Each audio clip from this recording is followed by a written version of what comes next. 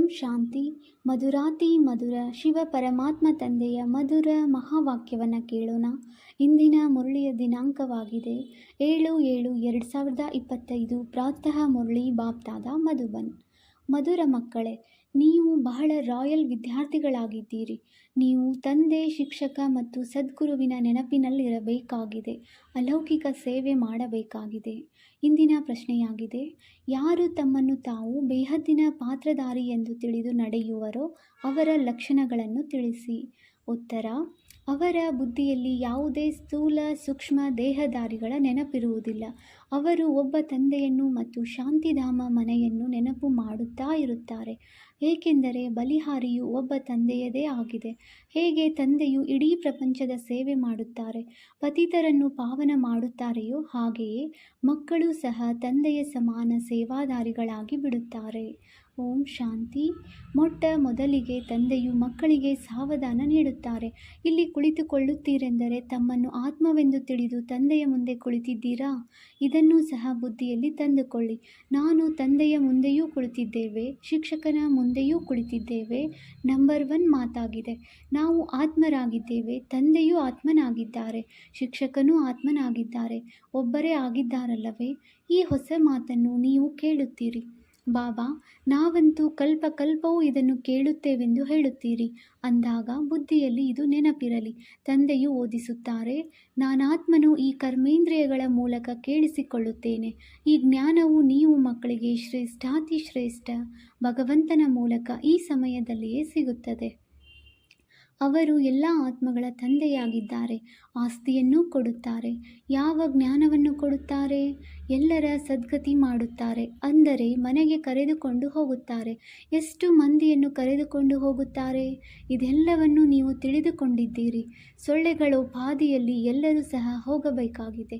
ಸತ್ಯಯುಗದಲ್ಲಿ ಒಂದೇ ಧರ್ಮ, ಪವಿತ್ರತೆ, ಸುಖ, ಶಾಂತಿ ಎಲ್ಲವೂ ಇರುತ್ತದೆ. ಈ ಚಿತ್ರಗಳನ್ನು ಕುರಿತು ತಿಳಿಸಿಕೊಡುವುದು ನೀವು ಮಕ್ಕಳಿಗೆ ಬಹಳ ಸಹಜವಾಗುತ್ತದೆ. ಹೇಗೆ ಮಕ್ಕಳು ಸಹ ನಕ್ಷೆಯಿಂದ ತಿಳಿದುಕೊಳ್ಳುತ್ತಾರಲ್ಲವೇ? ಇದು ಇಂಗ್ಲೆಂಡ್ ಆಗಿದೆ ಇದು ಎಂದು ಹೇಳಿದಾಗ ಅದು ನೆನಪಿಗೆ ಬಂದು ಬಿಡುತ್ತದೆ. ಇಲ್ಲಿಯೂ ಹಾಗೆಯೇ ಒಬ್ಬೊಬ್ಬ ವಿದ್ಯಾರ್ಥಿಗೂ ತಿಳಿಸಲಾಗುತ್ತದೆ. ಮಹಿಮೆಯು ಒಬ್ಬರದೇ ಆಗಿದೆ. ಶಿವಾಯ ನಮಃ. ಶ್ರೇಷ್ಠಾತಿ ಶ್ರೇಷ್ಠ ಭಗವಂತ ರಚಯಿತ ತಂದೆಯು ಮನೆಗೆ ಹಿರಿಯರಾಗಿರುತ್ತಾರಲ್ಲವೇ? ಅದು ಹದ್ದಿನ ಮಾತು. ಇವರಂತೂ ಇಡೀ ಬೇಹದ್ದಿನ ಮನೆಗೆ ತಂದೆಯಾಗಿದ್ದಾರೆ, ಮತ್ತೆ ಶಿಕ್ಷಕರೂ ಆಗಿದ್ದಾರೆ. ನಿಮಗೆ ಓದಿಸುತ್ತಾರೆ ಅಂದಾಗ ನೀವು ಮಕ್ಕಳಿಗೆ ಬಹಳ ಖುಷಿ ಇರಬೇಕು. ನೀವು ವಿದ್ಯಾರ್ಥಿಗಳು ರಾಯಲ್ ಆಗಿದ್ದೀರಿ. ತಂದೆಯು ತಿಳಿಸುತ್ತಾರೆ, ನಾನು ಸಾಧಾರಣ ತನುವಿನಲ್ಲಿ ಬರುತ್ತೇನೆ. ಪ್ರಜಾಪಿತ ಬ್ರಹ್ಮನು ಅವಶ್ಯವಾಗಿ ಇಲ್ಲಿಯೇ ಬೇಕಲ್ಲವೇ? ಅವರಿಲ್ಲದೆ ಕೆಲಸವು ಹೇಗೆ ನಡೆಯುತ್ತದೆ? ಮತ್ತು ಅವಶ್ಯವಾಗಿ ವೃದ್ಧನ ಶರೀರವೇ ಬೇಕು, ಏಕೆಂದರೆ ದತ್ತು ಮಾಡಿಕೊಳ್ಳಲಾಗುತ್ತದೆಯಲ್ಲವೇ? ಕೃಷ್ಣನಂತೂ ಮಕ್ಕಳೇ ಮಕ್ಕಳೇ ಎಂದು ಮಾತನಾಡಲು ಸಾಧ್ಯವಿಲ್ಲ. ಆದ್ದರಿಂದ ಇಲ್ಲಿ ವೃದ್ಧನೇ ಶೋಭಿಸುತ್ತಾರೆ. ಮಕ್ಕಳನ್ನು ಯಾರೂ ಸಹ ತಂದೆ ಎಂದು ಹೇಳುವುದಿಲ್ಲ. ಅಂದಾಗ ನೀವು ಮಕ್ಕಳಿಗೂ ಸಹ ಬುದ್ಧಿಯಲ್ಲಿ ಬರಬೇಕು, ನಾವು ಯಾರ ಮುಂದೆ ಕುಳಿತಿದ್ದೇವೆ? ಆಂತರ್ಯದಲ್ಲಿ ಖುಷಿ ಇರಬೇಕು. ವಿದ್ಯಾರ್ಥಿಗಳು ಎಲ್ಲಿಯಾದರೂ ಕುಳಿತಿರಲಿ, ಅವರ ಬುದ್ಧಿಯಲ್ಲಿ ತಂದೆಯ ನೆನಪು ಬರುತ್ತದೆ, ಶಿಕ್ಷಕರ ನೆನಪೂ ಬರುತ್ತದೆ. ಅವರಿಗಾದರೆ ತಂದೆಯೂ ಬೇರೆ, ಶಿಕ್ಷಕನೂ ಬೇರೆ ಇರುತ್ತಾರೆ. ನಿಮಗಂತೂ ಒಬ್ಬರೇ ತಂದೆ, ಶಿಕ್ಷಕ, ಗುರುವಾಗಿದ್ದಾರೆ. ಈ ತಂದೆಯೂ ಸಹ ಅಂದರೆ ಬ್ರಹ್ಮ ತಂದೆಯೂ ಸಹ ವಿದ್ಯಾರ್ಥಿಯಾಗಿದ್ದಾರೆ, ಸ್ವಯಂ ಓದುತ್ತಿದ್ದಾರೆ. ಕೇವಲ ಇವರ ರಥವನ್ನು ಆಧಾರವಾಗಿ ತೆಗೆದುಕೊಳ್ಳಲಾಗಿದೆ, ಮತ್ಯಾವುದೇ ವ್ಯತ್ಯಾಸವಿಲ್ಲ. ಇವರು ನಿಮ್ಮ ತರಹವೇ ಇದ್ದಾರೆ. ನೀವೇನನ್ನು ತಿಳಿದುಕೊಳ್ಳುವಿರೋ ಇವರ ಆತ್ಮವೂ ಸಹ ಅದನ್ನೇ ತಿಳಿದುಕೊಳ್ಳುತ್ತದೆ. ಬಲಿಹಾರಿ ಎಲ್ಲವೂ ಒಬ್ಬ ತಂದೆಯದಾಗಿದೆ. ಅವರನ್ನೇ ಪ್ರಭು ಈಶ್ವರನೆಂದು ಹೇಳುತ್ತಾರೆ. ತಂದೆಯು ಇದನ್ನು ತಿಳಿಸುತ್ತಾರೆ, ತಮ್ಮನ್ನು ಆತ್ಮನೆಂದು ತಿಳಿದು ಒಬ್ಬ ಪರಮಾತ್ಮನನ್ನು ನೆನಪು ಮಾಡಿ ಎಲ್ಲ ಸ್ಥೂಲ ಸೂಕ್ಷ್ಮ ದೇಹಧಾರಿಗಳನ್ನು ಮರೆತು ಬಿಡಿ. ನೀವು ಶಾಂತಿಧಾಮದ ನಿವಾಸಿಗಳಾಗಿದ್ದೀರಿ, ಬೇಹದ್ದಿನ ಪಾತ್ರಧಾರಿಗಳಾಗಿದ್ದೀರಿ. ಈ ಮಾತುಗಳನ್ನು ಮತ್ಯಾರೂ ತಿಳಿದುಕೊಂಡಿಲ್ಲ. ಇಡೀ ಪ್ರಪಂಚದಲ್ಲಿ ಯಾರಿಗೂ ತಿಳಿದಿಲ್ಲ. ಯಾರು ಇಲ್ಲಿಗೆ ಬರುವರೋ ಅವರು ತಿಳಿದುಕೊಳ್ಳುತ್ತಾ ಹೋಗುವರು ಮತ್ತು ತಂದೆಯ ಸೇವೆಯಲ್ಲಿ ಬರುತ್ತಾ ಹೋಗುತ್ತಾರೆ. ಈಶ್ವರಿಯ ಸೇವಾದಾರಿಗಳಾಗಿದ್ದಾರಲ್ಲವೇ? ತಂದೆಯೂ ಸಹ ಸೇವೆ ಮಾಡಲು ಬಂದಿದ್ದಾರೆ. ಪತಿತರನ್ನು ಪಾವನಗೊಳಿಸುವ ಸೇವೆ ಮಾಡುತ್ತಾರೆ. ರಾಜ್ಯವನ್ನು ಕಳೆದುಕೊಂಡು ದುಃಖಿಯಾದಾಗ ಮತ್ತೆ ತಂದೆಯನ್ನು ಕರೆಯುತ್ತಾರೆ. ಯಾರು ರಾಜ್ಯವನ್ನು ಕೊಟ್ಟಿದ್ದರೋ ಅವರನ್ನೇ ಕರೆಯುತ್ತಾರೆ. ತಂದೆಯು ಸುಖಧಾಮದ ಮಾಲೀಕರನ್ನಾಗಿ ಮಾಡಲು ಬಂದಿದ್ದಾರೆ. ಪ್ರಪಂಚದಲ್ಲಿ ನಿಮ್ಮ ವಿನಃ ಇದು ಮತ್ಯಾರಿಗೂ ತಿಳಿದಿಲ್ಲ. ಎಲ್ಲ ಭಾರತವಾಸಿ ಒಂದು ಧರ್ಮದವರೇ ಆಗಿದ್ದಾರೆ. ಇದೇ ಮುಖ್ಯವಾದ ಧರ್ಮವಾಗಿದೆ. ಅಂದ ಮೇಲೆ ಅದು ಯಾವಾಗ ಇರುವುದಿಲ್ಲವೋ ಆಗಲೇ ತಂದೆಯು ಬಂದು ಸ್ಥಾಪನೆ ಮಾಡುತ್ತಾರಲ್ಲವೇ? ಮಕ್ಕಳಿಗೆ ತಿಳಿದಿದೆ. ಭಗವಂತ ಯಾರನ್ನು ಇಡೀ ಪ್ರಪಂಚದವರು ಅಲ್ಲ ಗಾಡ್ ಎಂದು ಕರೆಯುವರೋ ಅವರೇ ನಾಟಕದನುಸಾರ ಕಲ್ಪದ ಹಿಂದಿನಂತೆ ಬಂದಿದ್ದಾರೆ. ಇದು ಗೀತೆಯ ಎಪಿಸೋಡ್ ಆಗಿದೆ. ಇದರಲ್ಲಿ ತಂದೆಯೂ ಬಂದು ಸ್ಥಾಪನೆ ಮಾಡುತ್ತಾರೆ. ಬ್ರಾಹ್ಮಣ ಮತ್ತು ದೇವಿ ದೇವತಾ ನಮಃ ಎಂದೇ ಗಾಯನವಿದೆ. ಕ್ಷತ್ರಿಯ ನಮಃ ಎಂದು ಹೇಳುವುದಿಲ್ಲ. ಏಕೆಂದರೆ ಕ್ಷತ್ರಿಯರಲ್ಲಿ 2 ಕಲೆಗಳು ಕಡಿಮೆಯಾಗುತ್ತವೆಯಲ್ಲವೇ?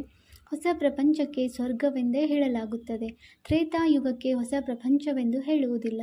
ಮೊಟ್ಟ ಮೊದಲು ಸತ್ಯಯುಗದಲ್ಲಿ ಸಂಪೂರ್ಣ ಹೊಸ ಪ್ರಪಂಚವಿರುತ್ತದೆ. ಇದು ಹಳೆಯದಕ್ಕಿಂತ ಹಳೆಯ ಪ್ರಪಂಚವಾಗಿದೆ. ನೀವು ಪುನಃ ಹೊಸ ಪ್ರಪಂಚದಲ್ಲಿ ಹೋಗುವಿರಿ. ಆ ಪ್ರಪಂಚದಲ್ಲಿ ಹೋಗುವ ಕಾರಣವೇ ನಾವು ನರನಿಂದ ನಾರಾಯಣರಾಗುತ್ತೇವೆಂದು ಹೇಳುತ್ತೀರಿ.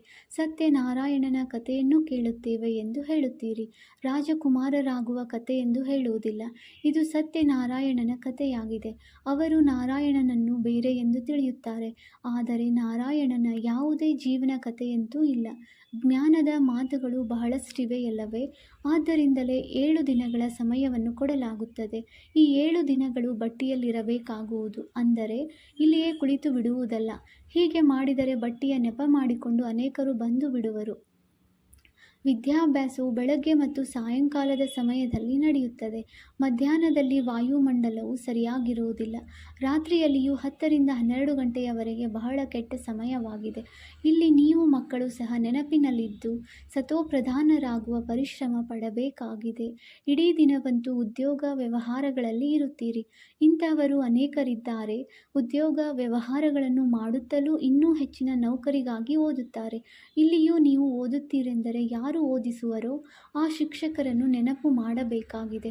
ಒಳ್ಳೆಯದು. ಶಿಕ್ಷಕನೆಂದೇ ತಿಳಿದು ನೆನಪು ಮಾಡಿ. ಆಗ ತಂದೆ, ಶಿಕ್ಷಕ, ಸದ್ಗುರು 3 ಸಂಬಂಧಗಳು ಒಟ್ಟಿಗೆ ನೆನಪಿಗೆ ಬರುತ್ತದೆ. ನಿಮಗಾಗಿ ಇದು ಬಹಳ ಸಹಜವಾಗಿದೆ. ಅಂದ ಮೇಲೆ ಬಹಳ ಬೇಗನೆ ನೆನಪು ಬಂದು ಬಿಡಬೇಕು. ಅವರು ನಮ್ಮ ತಂದೆಯೂ ಆಗಿದ್ದಾರೆ, ಶಿಕ್ಷಕ ಮತ್ತು ಸದ್ಗುರುವೂ ಆಗಿದ್ದಾರೆ, ಶ್ರೇಷ್ಠಾತಿಶ್ರೇಷ್ಠ ತಂದೆಯಾಗಿದ್ದಾರೆ. ಅವರಿಂದ ನಾವು ಸ್ವರ್ಗದ ಆಸ್ತಿಯನ್ನು ಪಡೆಯುತ್ತಿದ್ದೇವೆ. ನಾವು ಸ್ವರ್ಗದಲ್ಲಿ ಅವಶ್ಯವಾಗಿ ಹೋಗುತ್ತೇವೆ. ಸ್ವರ್ಗದ ಸ್ಥಾಪನೆಯು ಖಂಡಿತ ಆಗಬೇಕಾಗಿದೆ. ನೀವು ಕೇವಲ ಶ್ರೇಷ್ಠ ಪದವಿಗಾಗಿ ಪುರುಷಾರ್ಥ ಮಾಡುತ್ತೀರಿ. ಇದನ್ನೂ ಸಹ ನೀವು ತಿಳಿದುಕೊಂಡಿದ್ದೀರಿ. ಕೊನೆಗೆ ನಿಮ್ಮ ಜ್ಞಾನವು ಹರಡುತ್ತಾ ಹೋಗುವುದು. ಮನುಷ್ಯರಿಗೆ ಇದು ಅರ್ಥವಾಗುವುದು. ನೀವು ಬ್ರಾಹ್ಮಣರ ಅಲೌಕಿಕ ಧರ್ಮವಾಗಿದೆ ಶ್ರೀಮತದಂತೆ ಅಲೌಕಿಕ ಸೇವೆಯಲ್ಲಿ ತತ್ಪರರಾಗಿರುವುದು. ನೀವು ಶ್ರೀಮತದನುಸಾರ ಎಷ್ಟು ಶ್ರೇಷ್ಠ ಕಾರ್ಯವನ್ನು ಮಾಡುತ್ತಿದ್ದೀರಿ ಎಂಬುದು ಸಹ ಮನುಷ್ಯರಿಗೂ ಸಹ ಅರ್ಥವಾಗುತ್ತಾ ಹೋಗುವುದು. ನಿಮ್ಮಂತಹ ಅಲೌಕಿಕ ಸೇವೆಯನ್ನು ಯಾರೂ ಮಾಡಲು ಸಾಧ್ಯವಿಲ್ಲ. ನೀವು ಬ್ರಾಹ್ಮಣ ಧರ್ಮದವರೇ ಇಂತಹ ಕಾರ್ಯವನ್ನು ಮಾಡುತ್ತೀರಿ. ಅಂದ ಮೇಲೆ ಇಂತಹ ಕಾರ್ಯದಲ್ಲಿ ತೊಡಗಬೇಕು ಮತ್ತು ಇದರಲ್ಲಿಯೇ ಬ್ಯುಸಿಯಾಗಿರಬೇಕು. ತಂದೆಯೂ ಸಹ ಬ್ಯುಸಿಯಾಗಿರುತ್ತಾರಲ್ಲವೇ? ನೀವು ರಾಜಧಾನಿಯನ್ನು ಸ್ಥಾಪನೆ ಮಾಡುತ್ತಿದ್ದೀರಿ. ಅವರಂತೂ ಪಂಚಾಯಿತಿ ಸೇರಿ ಕೇವಲ ಪಾಲನೆ ಮಾಡುತ್ತಿರುತ್ತಾರೆ. ಆದರೆ ನೀವಿಲ್ಲಿ ಗುಪ್ತ ವೇಷದಲ್ಲಿ ಏನು ಮಾಡುತ್ತಿದ್ದೀರಿ?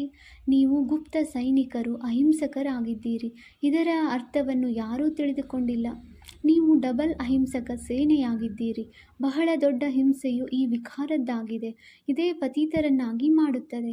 ಆದ್ದರಿಂದ ಇದರ ಮೇಲೆ ವಿಜಯಿಗಳಾಗಬೇಕಾಗಿದೆ. ಭಗವಾನ್ ವಾಚ್ ಕಾಮ ಮಹಾಶತ್ರುವಾಗಿದೆ. ಇದರ ಮೇಲೆ ಜಯ ಗಳಿಸುವುದರಿಂದಲೇ ನೀವು ಜಗಜ್ಜೀತರಾಗುತ್ತೀರಿ. ಈ ಲಕ್ಷ್ಮೀನಾರಾಯಣರು ಜಗಜ್ಜೀತರಲ್ಲವೇ? ಭಾರತವು ಜಗಜ್ಜೀತನಾಗಿತ್ತು. ಇವರು ವಿಶ್ವದ ಮಾಲೀಕ ಹೇಗಾದರೂ? ಇದನ್ನೂ ಸಹ ಹೊರಗಿನವರು ತಿಳಿದುಕೊಳ್ಳಲು ಸಾಧ್ಯವಿಲ್ಲ.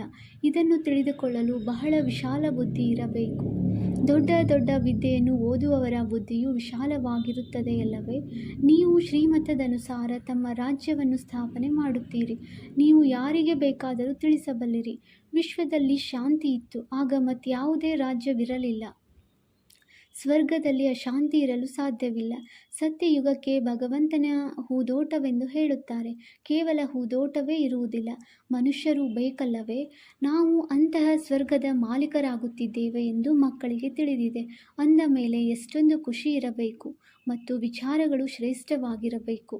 ನೀವು ಹೊರಗಿನ ಯಾವುದೇ ಸುಖವನ್ನು ಬಯಸುವುದಿಲ್ಲ. ಈ ಸಮಯದಲ್ಲಿ ನೀವು ಬಹಳ ಸರಳವಾಗಿರಬೇಕಾಗಿದೆ. ನೀವೀಗ ಮಾವನ ಮನೆಗೆ, ಸ್ವರ್ಗಕ್ಕೆ ಹೋಗುತ್ತೀರಿ. ಇದು ತಂದೆಯ ಮನೆಯಾಗಿದೆ. ಇಲ್ಲಿ ನಿಮಗೆ ಡಬಲ್ ತಂದೆಯು ಸಿಕ್ಕಿದ್ದಾರೆ. ಒಬ್ಬರು ನಿರಾಕಾರ ಶ್ರೇಷ್ಠಾತಿಶ್ರೇಷ್ಠ ತಂದೆ, ಇನ್ನೊಬ್ಬರು ಸಾಕಾರ ತಂದೆ. ಅವರು ಸಹ ಶ್ರೇಷ್ಠಾತಿಶ್ರೇಷ್ಠರಾಗಿದ್ದಾರೆ. ನೀವೀಗ ಮಾವನ ಮನೆಯಾದ ವಿಷ್ಣುಪುರಿಗೆ ಹೋಗುತ್ತೀರಿ. ಅದಕ್ಕೆ ಕೃಷ್ಣಪುರಿ ಎಂದು ಹೇಳುವುದಿಲ್ಲ.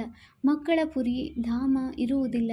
ವಿಷ್ಣುಪುರಿ ಅರ್ಥಾತ್ ಲಕ್ಷ್ಮೀನಾರಾಯಣರ ಪುರಿ ಧಾಮವಾಗಿದೆ. ನಿಮ್ಮದು ರಾಜಯೋಗವಾಗಿದೆ. ಅಂದ ಮೇಲೆ ಅವಶ್ಯವಾಗಿ ನರನಿಂದ ನಾರಾಯಣರಾಗುತ್ತೀರಿ. ನೀವು ಮಕ್ಕಳು ಸತ್ಯವಾದ ಈಶ್ವರಿಯ ಸೇವಾದಾರಿಗಳಾಗಿದ್ದೀರಿ. ಯಾರು ಕೊನೆ ಪಕ್ಷ 8 ಗಂಟೆಗಳ ಕಾಲ ಆತ್ಮಾಭಿಮಾನಿಯಾಗಿರುವ ಪುರುಷಾರ್ಥ ಮಾಡುವರೋ ಅವರಿಗೆ ತಂದೆಯು ಸತ್ಯವಾದ ಈಶ್ವರಿಯ ಸೇವಾದಾರಿಗಳೆಂದು ಹೇಳುತ್ತಾರೆ. ಯಾವುದೇ ಕರ್ಮ ಬಂಧನವಿರಬಾರದು, ಆಗಲೇ ಸೇವಾದಾರಿಗಳಾಗುತ್ತೀರಿ ಮತ್ತು ಕರ್ಮಾತೀತ ಸ್ಥಿತಿಯಾಗುವುದು. ನರನಿಂದ ನಾರಾಯಣನಾಗಬೇಕೆಂದರೆ ಕರ್ಮಾತೀತ ಸ್ಥಿತಿಯು ಖಂಡಿತ ಬೇಕು. ಕರ್ಮ ಬಂಧನವಿದ್ದರೆ ಶಿಕ್ಷೆಯನ್ನು ಅನುಭವಿಸಬೇಕಾಗುವುದು. ಮಕ್ಕಳು ಸಹ ಇದನ್ನು ತಿಳಿದುಕೊಳ್ಳುತ್ತಾರೆ. ನೆನಪಿನ ಪರಿಶ್ರಮವು ಬಹಳ ಕಠಿಣವಾಗಿದೆ. ಯುಕ್ತಿಯು ಬಹಳ ಸಹಜವಾಗಿದೆ. ಕೇವಲ ತಂದೆಯನ್ನು ನೆನಪು ಮಾಡಬೇಕು. ಭಾರತದ ಪ್ರಾಚೀನ ಯೋಗವು ಪ್ರಸಿದ್ಧವಾಗಿದೆ. ಯೋಗಕ್ಕಾಗಿಯೇ ಈ ಜ್ಞಾನವಿದೆ. ಇದನ್ನು ತಂದೆಯು ಬಂದು ಕಲಿಸುತ್ತಾರೆ. ಕೃಷ್ಣನೇನು ಯೋಗವನ್ನು ಕಲಿಸುವುದಿಲ್ಲ, ಆದರೆ ಕೃಷ್ಣನಿಗೆ ಸ್ವದರ್ಶನ ಚಕ್ರವನ್ನು ತೋರಿಸಿದ್ದಾರೆ. ಈ ಚಿತ್ರವು ಎಷ್ಟೊಂದು ತಪ್ಪಾಗಿದೆ. ನೀವೀಗ ಯಾವುದೇ ಚಿತ್ರ ಇತ್ಯಾದಿಗಳನ್ನು ನೆನಪು ಮಾಡಬಾರದು. ಎಲ್ಲವನ್ನೂ ಮರೆಯಿರಿ. ಯಾರಲ್ಲಿಯೂ ಬುದ್ಧಿಯು ಹೋಗದಿರಲಿ. ಬುದ್ಧಿಯೋಗವು ಸ್ಪಷ್ಟವಾಗಿರಲಿ. ಇದು ವಿದ್ಯಾ ಅಭ್ಯಾಸದ ಸಮಯವಾಗಿದೆ. ಆದ್ದರಿಂದ ತಮ್ಮನ್ನು ಆತ್ಮನೆಂದು ತಿಳಿದು ತಂದೆಯನ್ನು ನೆನಪು ಮಾಡಬೇಕಾಗಿದೆ. ಆಗಲೇ ಪಾಪಗಳು ನಾಶವಾಗುತ್ತದೆ. ತಂದೆಯು ತಿಳಿಸುತ್ತಾರೆ, ಮೊಟ್ಟ ಮೊದಲಿಗೆ ನೀವು ಅಶರೀರಿಯಾಗಿ ಬಂದಿದ್ದೀರಿ. ಈಗ ಪುನಃ ಆಗಬೇಕಾಗಿದೆ. ನೀವು ಆಲ್ರೌಂಡರ್ ಆಗಿದ್ದೀರಿ. ಅವರು ಹದ್ದಿನ ಪಾತ್ರಧಾರಿಗಳು, ನೀವು ಬೇಹದ್ದಿನ ಪಾತ್ರಧಾರಿಗಳಾಗಿದ್ದೀರಿ. ನಾವು ಅನೇಕ ಬಾರಿ ಪಾತ್ರವನ್ನು ಅಭಿನಯಿಸಿದ್ದೇವೆಂದು ನೀವು ಈಗ ತಿಳಿದುಕೊಳ್ಳುತ್ತೀರಿ. ಅನೇಕ ಬಾರಿ ನೀವು ಬೇಹದ್ದಿನ ಮಾಲೀಕರಾಗುತ್ತೀರಿ. ಈ ಬೇಹದ್ದಿನ ನಾಟಕದಲ್ಲಿ ಚಿಕ್ಕ ಚಿಕ್ಕ ನಾಟಕಗಳು ಅನೇಕ ಬಾರಿ ನಡೆಯುತ್ತಿರುತ್ತವೆ. ಸತ್ಯಯುಗದಿಂದ ಕಲಿಯುಗದವರೆಗೆ ಏನೆಲ್ಲವೂ ನಡೆದಿದೆಯೋ ಅದು ಪುನರಾವರ್ತನೆಯಾಗುತ್ತಾ ಇರುತ್ತದೆ. ಮೇಲಿನಿಂದ ಹಿಡಿದು ಅಂತ್ಯದವರೆಗೆ ಎಲ್ಲವೂ ನಿಮ್ಮ ಬುದ್ಧಿಯಲ್ಲಿದೆ. ಮೂಲವತನ, ಸೂಕ್ಷ್ಮವತನ ಮತ್ತು ಸೃಷ್ಟಿಚಕ್ರ ಅಷ್ಟೇ, ಮತ್ಯಾವುದೇ ಧಾಮದೊಂದಿಗೆ ನಿಮ್ಮ ಕೆಲಸವಿಲ್ಲ. ನಿಮ್ಮ ಧರ್ಮವು ಬಹಳ ಸುಖ ಕೊಡುವಂತಹದ್ದಾಗಿದೆ. ಯಾವಾಗ ಅವರ ಸಮಯವು ಬರುವುದೋ ಆಗ ಅವರೆಲ್ಲರೂ ಬರುತ್ತಾರೆ.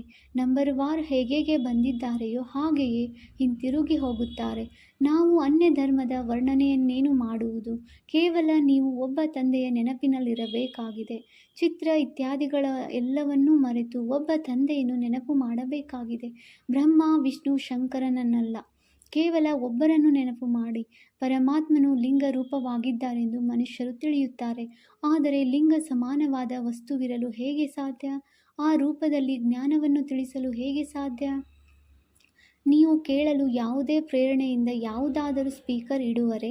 ಪ್ರೇರಣೆಯಿಂದ ಏನೂ ಆಗುವುದಿಲ್ಲ. ಶಂಕರನು ಪ್ರೇರಣೆ ಕೊಡುತ್ತಾನೆಂದಲ್ಲ. ಇದೆಲ್ಲವೂ ನಾಟಕದಲ್ಲಿ ಮೊದಲಿನಿಂದ ನಿಗದಿಯಾಗಿರುತ್ತದೆ. ವಿನಾಶವೂ ಸಹ ಆಗಲೇಬೇಕಾಗಿದೆ.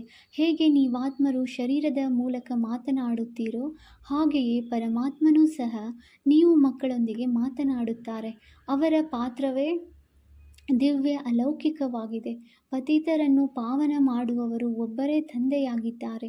ತಂದೆಯು ತಿಳಿಸುತ್ತಾರೆ, ನನ್ನ ಪಾತ್ರವು ಎಲ್ಲರಿಗಿಂತ ಭಿನ್ನವಾಗಿದೆ. ಕಲ್ಪದ ಹಿಂದೆ ಯಾರು ಬಂದಿರುವರೋ ಈಗಲೂ ಅವರೇ ಬರುತ್ತಾರೆ. ಏನೆಲ್ಲವೂ ಕಳೆದು ಹೋಯಿತೋ ಅದು ಡ್ರಾಮಾದಲ್ಲಿದೆ. ಇದರಲ್ಲಿ ಸ್ವಲ್ಪವೂ ಅಂತರವಿಲ್ಲ. ಆದ್ದರಿಂದ ಪುರುಷಾರ್ಥ ವಿಚಾರವನ್ನು ಇಟ್ಟುಕೊಳ್ಳಬೇಕಾಗಿದೆ. ಡ್ರಾಮಾ ಅನುಸಾರ ನಮ್ಮದು ಕಡಿಮೆ ಪುರುಷಾರ್ಥವಾಗಿದೆ ಎಂದಲ್ಲ. ಇದರಿಂದ ಪದವಿಯು ಬಹಳ ಕಡಿಮೆ ಕಡಿಮೆಯಾಗಿ ಹೋಗುವುದು. ಪುರುಷಾರ್ಥವು ತೀವ್ರವಾಗಿ ಮಾಡಬೇಕು, ಡ್ರಾಮಾದ ಮೇಲೆ ಬಿಡುವಂತಿಲ್ಲ. ಆದ್ದರಿಂದ ತಮ್ಮ ಚಾರ್ಟನ್ನು ನೋಡಿಕೊಳ್ಳುತ್ತಾ ಇರಿ, ಹೆಚ್ಚಿಸಿಕೊಳ್ಳುತ್ತಾ ಇರಿ. ನನ್ನ ಚಾರ್ಟ್ ಹೆಚ್ಚುತ್ತಾ ಹೋಗುತ್ತಿದೆಯೇ, ಕಡಿಮೆಯಾಗುತ್ತಿಲ್ಲವೇ ಎಂದು ಬರೆದಿಟ್ಟುಕೊಳ್ಳಿ. ಬಹಳ ಎಚ್ಚರಿಕೆಯಿಂದಿರಬೇಕು. ಇಲ್ಲಿ ನಿಮ್ಮದು ಬ್ರಾಹ್ಮಣರ ಸಂಘವಾಗಿದೆ. ಹೊರಗಡೆ ಎಲ್ಲವೂ ಕೆಟ್ಟ ಸಂಘವೇ ಇದೆ. ಅಲ್ಲಿ ಮನುಷ್ಯರು ಕೆಟ್ಟ ಮಾತುಗಳನ್ನೇ ತಿಳಿಸುತ್ತಾರೆ. ಈಗ ತಂದೆಯು ನಿಮ್ಮನ್ನು ಕೆಟ್ಟ ಸಂಘದಿಂದ ಬಿಡಿಸುತ್ತಾರೆ. ಮನುಷ್ಯರು ಕೆಟ್ಟ ಸಂಘದಲ್ಲಿ ಬಂದು ತಮ್ಮ ರೀತಿ, ನೀತಿ, ವೇಷಭೂಷಣ ಇತ್ಯಾದಿ ಎಲ್ಲವನ್ನು ಬದಲಾಯಿಸಿಬಿಟ್ಟಿದ್ದಾರೆ. ದೇಶವನ್ನೇ ಬದಲಾಯಿಸಿದ್ದಾರೆ. ಇದು ಸಹ ತಮ್ಮ ಧರ್ಮದ ನಿಂದನೆ ಮಾಡುವುದಾಗಿದೆ. ನೋಡಿ ಹೇಗೆ ಜಡೆಗಳನ್ನು ಹಾಕುತ್ತಾರೆ. ದೇಹಾಭಿಮಾನವಾಗಿ ಬಿಡುತ್ತದೆ. ಕೇವಲ ಕೂದಲಿನ ಸೌಂದರ್ಯಕ್ಕಾಗಿ 100ರಿಂದ 150 ರೂಪಾಯಿಗಳನ್ನು ಖರ್ಚು ಮಾಡುತ್ತಾರೆ. ಇದಕ್ಕೆ ಅತಿಯಾದ ದೇಹಾಭಿಮಾನವೆಂದು ಹೇಳಲಾಗುತ್ತದೆ. ಅಂಥವರು ಎಂದೂ ಜ್ಞಾನವನ್ನು ತಿಳಿದುಕೊಳ್ಳಲು ಸಾಧ್ಯವಿಲ್ಲ. ತಂದೆಯು ತಿಳಿಸುತ್ತಾರೆ, ಮಕ್ಕಳೇ, ಬಹಳ ಸಾಧಾರಣವಾಗಿ ಇರಿ. ತುಂಬ ಒಳ್ಳೊಳ್ಳೆಯ ಸೀರೆಯನ್ನು ಧರಿಸುವುದರಿಂದಲೂ ದೇಹಾಭಿಮಾನವು ಬರುತ್ತದೆ. ದೇಹಾಭಿಮಾನವನ್ನು ಬಿಡುವುದಕ್ಕಾಗಿ ಎಲ್ಲವನ್ನೂ ಸಾಧಾರಣ ಮಾಡಿಕೊಳ್ಳಬೇಕು. ಒಳ್ಳೆಯ ವಸ್ತು ದೇಹಾಭಿಮಾನದಲ್ಲಿ ತರುತ್ತದೆ. ಈಗ ನೀವು ಈ ಸಮಯದಲ್ಲಿ ವನವಾಸದಲ್ಲಿದ್ದೀರಲ್ಲವೇ? ಪ್ರತಿಯೊಂದು ವಸ್ತುವಿನಿಂದ ಮೋಹವನ್ನು ತೆಗೆಯಬೇಕು. ಬಹಳ ಸಾಧಾರಣವಾಗಿರಬೇಕಾಗಿದೆ. ವಿವಾಹ ಮೊದಲಾದ ಕಡೆ ಬಣ್ಣದ ವಸ್ತ್ರಗಳನ್ನು ಧರಿಸಿ ಹೋಗಿ ಸಂಬಂಧವನ್ನು ನಿಭಾಯಿಸುವ ಅರ್ಥವಾಗಿ ಧರಿಸಿರಿ. ಮತ್ತೆ ಮನೆಗೆ ಬಂದು ಬದಲಾಯಿಸಿಕೊಳ್ಳಿ. ನೀವಂತೂ ವಾಣಿಯಿಂದ ದೂರ ಹೋಗಬೇಕಾಗಿದೆ. ವಾನಪ್ರಸ್ಥಿಗಳು ಶ್ವೇತ ವಸ್ತ್ರದಲ್ಲಿರುತ್ತಾರೆ. ನೀವು ಒಬ್ಬೊಬ್ಬರು ಹಿರಿಯರು, ಕಿರಿಯರು ಎಲ್ಲರೂ ವಾನಪ್ರಸ್ಥಿಗಳಾಗಿದ್ದೀರಿ. ಚಿಕ್ಕ ಮಕ್ಕಳು ಸಹ ತಂದೆಯ ನೆನಪು ತರಿಸಬೇಕಾಗಿದೆ. ಇದರಲ್ಲಿಯೇ ಕಲ್ಯಾಣವಿದೆ. ನೀವೀಗ ಶಿವ ತಂದೆಯ ಬಳಿ ಹೋಗಬೇಕಾಗಿದೆ. ಒಳ್ಳೆಯದು. ಮಧುರಾತಿ ಮಧುರ ಅಗಲಿ ಹೋಗಿ ಮರಳಿ ಸಿಕ್ಕಿರುವ ಮಕ್ಕಳ ಪ್ರತಿ ಮಾತಾಪಿತ ಬಾಪ್ದಾದಾರವರ ನೆನಪು, ಪ್ರೀತಿ ಹಾಗೂ ಸುಪ್ರಭಾತ. ಆತ್ಮೀಯ ಮಕ್ಕಳಿಗೆ ಆತ್ಮೀಯ ತಂದೆಯ ನಮಸ್ತೆ. ನಾವು ಆತ್ಮೀಯ ಮಕ್ಕಳಿಂದ ಆತ್ಮೀಯ ತಂದೆಗೆ ನೆನಪು, ಪ್ರೀತಿ ಹಾಗೂ ನಮಸ್ತೆ ನಮಸ್ತೆ ನಮಸ್ತೆ. ಧಾರಣೆಗಾಗಿ ಮುಖ್ಯ ಸಾರ. ಪಾಯಿಂಟ್ ನಂಬರ್ 1, ಸದಾ ಗಮನವಿರಲಿ. ನಮ್ಮ ಯಾವುದೇ ಚಲನೆಯು ದೇಹಾಭಿಮಾನದ ಆಗಿರಬಾರದು. ಬಹಳ ಸಾಧಾರಣವಾಗಿರಬೇಕಾಗಿದೆ. ಯಾವುದೇ ವಸ್ತುವಿನಲ್ಲಿ ಮಮತ್ವವನ್ನಿಡಬಾರದು. ಕೆಟ್ಟ ಸಂಘದಿಂದ ತಮ್ಮನ್ನು ಸಂಭಾಲನೆ ಮಾಡಿಕೊಳ್ಳಬೇಕಾಗಿದೆ. ಪಾಯಿಂಟ್ ನಂಬರ್ 2, ನೆನಪಿನ ಪರಿಶ್ರಮದಿಂದ ಸರ್ವ ಕರ್ಮ ಬಂಧನಗಳನ್ನು ತುಂಡು ಮಾಡಿ ಕರ್ಮಾತೀತರಾಗಬೇಕಾಗಿದೆ. ಕೊನೆ ಪಕ್ಷ 8 ಗಂಟೆಗಳ ಕಾಲ ಆತ್ಮಾಭಿಮಾನಿಯಾಗಿದ್ದು ಸತ್ಯವಾದ ಈಶ್ವರಿಯ ಸೇವಾದಾರಿಗಳಾಗಬೇಕಾಗಿದೆ. ವರದಾನ: ವಿಶಾಲ ಬುದ್ಧಿ, ವಿಶಾಲ ಹೃದಯದಿಂದ ನಮ್ಮತನದ ಅನುಭೂತಿ ಮಾಡಿಸುವಂತಹ ಮಾಸ್ಟರ್ ರಚಯಿತಾ ಭವ. ಮಾಸ್ಟರ್ ರಚಯಿತ ಮೊದಲ ರಚನೆ ಈ ದೇಹವಾಗಿದೆ. ಯಾರು ಈ ದೇಹದ ಮಾಲೀಕತನದಲ್ಲಿ ಸಂಪೂರ್ಣ ಸಫಲತೆ ಪ್ರಾಪ್ತಿ ಮಾಡಿಕೊಳ್ಳುತ್ತಾರೆ, ಅವರು ತಮ್ಮ ಸ್ನೇಹ ಹಾಗೂ ಸಂಪರ್ಕದ ಮೂಲಕ ಎಲ್ಲರಿಗೆ ನಮ್ಮತನದ ಅನುಭವವನ್ನು ಮಾಡಿಸುತ್ತಾರೆ. ಆ ಆತ್ಮದ ಸಂಪರ್ಕದಿಂದ ಸುಖದ ದಾತಾತನದ ಶಾಂತಿ, ಪ್ರೇಮ, ಆನಂದ, ಸಹಯೋಗ, ಸಾಹಸ, ಉತ್ಸಾಹ, ಉಮ್ಮಂಗ ಯಾವುದಾದರೂ ಒಂದು ವಿಶೇಷತೆ ಅನುಭೂತಿಯಾಗುವುದು. ಅವರನ್ನೇ ಹೇಳಲಾಗುವುದು ವಿಶಾಲ ಬುದ್ಧಿ, ವಿಶಾಲ ಹೃದಯ ಉಳ್ಳವರು. ಸ್ಲೋಗನ್: ಉಮ್ಮಂಗ ಉತ್ಸಾಹದ ರೆಕ್ಕೆಯ ಮೂಲಕ ಸದಾ ಹಾರುವ ಕಲೆಯ ಅನುಭೂತಿ ಮಾಡಿಸುತ್ತಾ ಹೋಗಿ. ಅವ್ಯಕ್ತ ಸೂಚನೆ: ಸಂಕಲ್ಪ ಶಕ್ತಿಯನ್ನು ಜಮಾ ಮಾಡಿ ಶ್ರೇಷ್ಠ ಸೇವೆಗೆ ನಿಮಿತ್ತರಾಗಿ ಸ್ವಯಂವನ್ನು ಶ್ರೇಷ್ಠ ಸಂಕಲ್ಪಗಳಿಂದ ಸಂಪನ್ನರನ್ನಾಗಿ ಮಾಡಿಕೊಳ್ಳುವುದಕ್ಕಾಗಿ ಟ್ರಸ್ಟಿ ಆಗಿರಿ. ಟ್ರಸ್ಟಿ ಆಗುವುದು ಎಂದರೆ ಡಬಲ್ ಲೈಟ್ ಫರಿಷ್ಠಾ ಆಗುವುದು. ಇಂತಹ ಮಕ್ಕಳ ಪ್ರತಿಯೊಂದು ಶ್ರೇಷ್ಠ ಸಂಕಲ್ಪ ಸಫಲವಾಗುವುದು. ಒಂದು ಶ್ರೇಷ್ಠ ಸಂಕಲ್ಪ ಮಕ್ಕಳದ್ದು ಹಾಗೂ 1000 ಶ್ರೇಷ್ಠ ಸಂಕಲ್ಪದ ಫಲ ತಂದೆಯ ಮೂಲಕ ಪ್ರಾಪ್ತಿಯಾಗುತ್ತದೆ. 1ಕ್ಕೆ 1000ದಷ್ಟು ಸಿಗುತ್ತದೆ. ಓಂ ಶಾಂತಿ.